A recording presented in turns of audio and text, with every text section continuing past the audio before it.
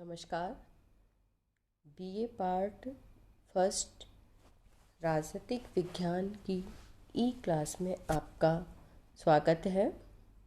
आज हम पढ़ेंगे राजनीतिक विज्ञान के परंपरागत दृष्टिकोण की विशेषताएं। राजनीतिक विज्ञान का परंपरागत दृष्टिकोण तर्क और कल्पना पर आधारित अध्ययन है, जिसमें मुख्य आधार नैतिकता और राजनीतिक मूल्य हैं। परंपरागत राजनीतिक विज्ञान का प्रारंभ प्लेटो से होता है, जिसने अपनी अमर रचना रिपब्लिक में आदर्श राज्य का चित्रण किया है। राजनीतिक विज्ञान के परंपरागत जो दृष्टिकोण हैं, उसकी प्रमुख विशेषताएं निम्नलिखित हैं। पहला इसमें है तर्क और कल्पना पर आधारित आदर्शी अध्ययन। परंपरागत राजनीतिक विज्ञान में तर्क और कल्पना की उड़ान भरते हुए ऐसे आदर्श को प्रस्तुत किया है जो कि राजनीतिक जो यथार्थ जीवन है उस पर एक तरीके से सटीक नहीं उतरता या उस पे उसका कोई महत्व नहीं है यथार्थ जीवन से। प्लेटो के आदर्श राज्य और जो दार्शनिक राज्य की कल्पना है, ऐसे ही रूसो की सामान्य इच्छा, कांट का नैतिक प्राणी और हीगल की विश्व आत्मा कुछ ऐसी धारणाएं हैं जिनका महत्व केवल आदर्श रूप में ही है। राजनीतिक जो चिंतन है या राजनीतिक विज्ञान की जो वास्तविकता है, उससे उसका कोई लेना देना नहीं है या उससे उसकी वास्तविक चीज़ों का हमें पता नहीं चलता। दूसरा है नैतिकता और राजनीतिक मूल्यों पर विशेष बल। परंपरागत राजनीतिक विज्ञान की एक मूल्य मान्यता है कि राज्य एक नैतिक संस्था है जिसका उद्देश्य व्यक्ति को नैतिक मार्ग पर आगे बढ़ाना है, और जो भी राजनीतिक विज्ञान है वो एक तरीके से मूल्य जो सापेक्ष है वो विज्ञान इसके अंदर माना गया है, और इसके अंदर दार्शनिक और वैचारिक दृष्टि से इनका मूल्य आदर्शों और लक्ष्यों से अविच्छेद संबंध है। अधिकांश जो परंपरागत राजनीतिक विचारक हैं वो आचार शास्त्र और नैतिकता से प्रभावित हैं। उनकी मूलभूत जो धारणा है वो मूल्यों से अलग हटकर राजनीति पर विचार नहीं करती, वो राजनीति और मूल्यों दोनों को एक साथ लेकर चलती है। तीसरा है इसकी विशेषता जो है कानूनी, औपचारिक तथा संस्थागत अध्ययन। परंपरागत राजनीतिक विज्ञान में प्रमुखतः राजनीति और सरकारी जो संस्थाएं हैं उनका अध्ययन किया जाता है।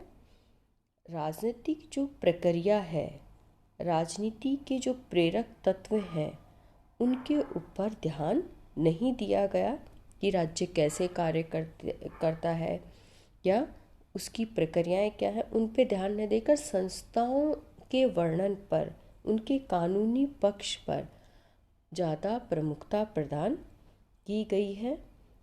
उसमें जो भी वर्णन किया गया है या राजनीतिक जीवन की जो व्याख्या की गई है उसके अंदर राजनीतिक संस्थाओं का विधि और संविधान के परिप्रेक्ष्य में अध्ययन पर ज़्यादा बल प्रदान किया गया है। चौथी जो इसकी विशेषता है वो है अपरिष्कृत परंपरागत पद्धति। परंपरागत राजनीतिक विज्ञान के अध्ययन की मुख्य जो पद्धति है वो ऐतिहासिक, दार्शनिक एवं कानूनी है।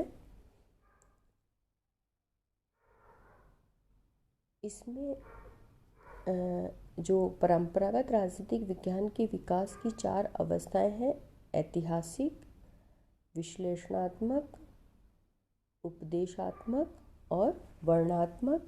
ये अवस्थाएं एक दूसरे की विरोधी नहीं है, समय समय पर एक ही युग में विभिन्न प्रवृत्तियों को काम करते हुए हम पाते हैं। 5वां जो इसमें है, प्रधानतः संकुचित अध्ययन।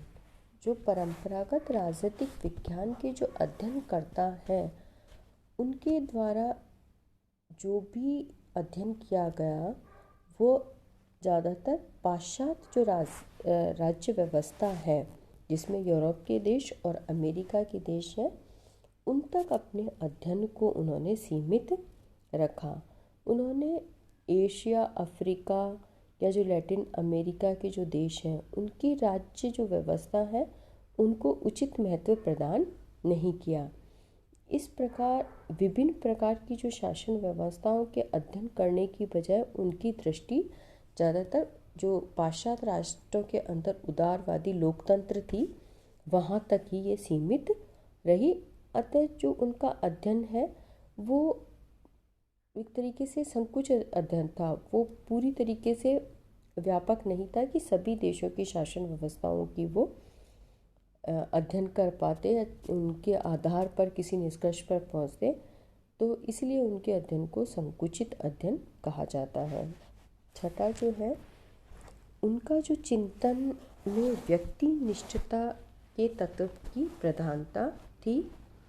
परंपरागत राजनीतिक विज्ञान की ये भी विशेषता रही है कि उसके जो राजनीतिक सिद्धांत अपने प्रतिपादकों के व्यक्तित्व और दृष्टिकोण से प्रभावित थे। ये विचारक तत्कालीन जो राजनीतिक समस्याओं का स्थायी समाधान खोजने का प्रयास करते थे, और जो अधिकांश विचारक थे वो आदर्श और आचार शास्त्र, दर्शन शास्त्र से ज़्यादा प्रभावित थे। उन्होंने मानवीय जीवन तथा सामाजिक लक्ष्यों एवं मूल्यों की ओर ध्यान दिया। उदाहरण के लिए हम यूनानी विचारकों द्वारा नैतिक जीवन की उपलब्धियों का विचार, मध्य युग के ईसाई संत दार्शनिकों का ईश्वरीय राज्य स्थापित करने का विचार तथा आदर्शवादियों के विवेक से साक्षात्कार के ही विचार को ले सकते हैं। एक तरीके से जो ये विचारक थे वो अपने जो आचार शास्त्र या जो दार्शनिक जो दृष्टिकोण है उसको लेकर चलते थे। धन्यवाद।